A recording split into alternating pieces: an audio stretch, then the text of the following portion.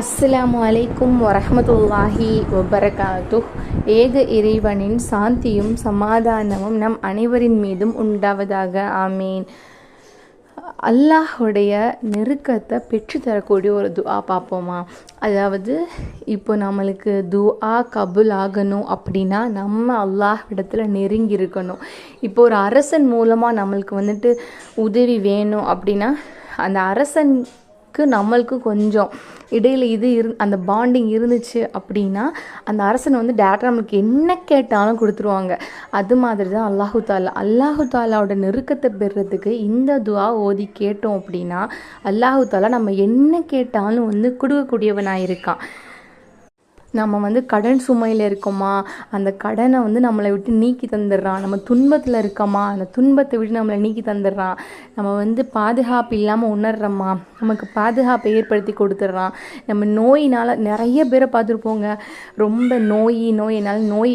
இப்போது ஒரு மனுஷன் ஆரோக்கியமாக இருந்தால் மட்டும்தான் அவன் செல்வத்தையும் சந்தோஷத்தையும் எதிர்பார்ப்பான். இதே அவன் நோயோடு இருந்தான் அப்படின்னா அவனுக்கு எதுவுமே தோணாது. அந்த நோய் எப்படியாச்சும் போயிடணும், அதுக்கு என்ன செய்யணுமோ அதை செய்யணும் அப்படின்ட்டு அது பக்கத்து ஓடுவான். அது மாதிரி தான் இந்த துஆவை ஓதி அல்லாஹ்வை அழைச்சோம் அப்படின்னா அல்லாஹோட நெருக்கத்தை நம்மளுக்கு பெற்றுத்தரும். மேலும் நம்ம என்ன துஆ கேட்டாலும் அல்லாஹ்விட்லேருந்து அது கண்டிப்பாக கபுலாகும்.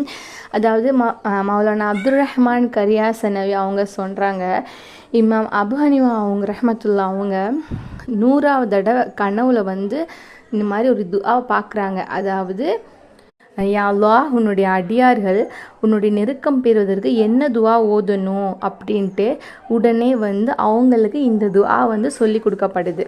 அதாவது, சுப்ஹானல் அபதியில் அபதி, சுப்ஹானல் வாஹிதில் அஹதி, சுப்ஹானல் ஃபர்தி ஸ்வமதி, சுப்ஹானல் ராஃபிஹிஸ் சமாஇ பிகைரி அமதின், சுப்ஹான மன் ஹலக ஃபஹ்ஸ்வாஹும் அததன், சுப்ஹான மன் கஸ்ஸம ரிஸ்க ஃபலம் என்ஸ அஹதன், சுப்ஹானல்லதி லம் யத்தகித் ஸ்வாஹிபதன் ஃபலா வலா வலதன், சுப்ஹானல்லதி லம் எலித் வலம் யூலத் வலம் எகுல்லஹு குஃபுவன் அஹத்.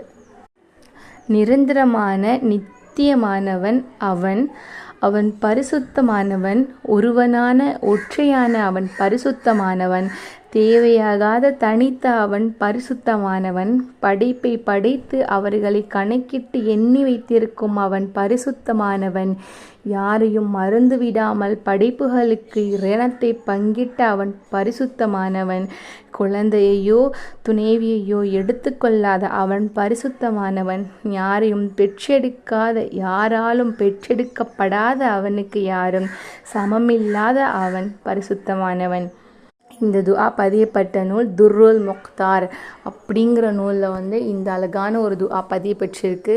ஃபர்லு தொழுகைக்கு பிறகு அட்லீஸ்ட் ஒரு முறையாச்சும் 5 ஃபர்லான தொழுகைக்கு பின்னாடியும் ஓதி துஆ கேளுங்க. கண்டிப்பாக இதுக்கான பலனை பெறுவீங்க. இன்ஷா அல்லாஹ் நான் பலன் பெற்றிருக்கேன், கண்டிப்பாக நீங்களும் பலன் பெறுவீங்க.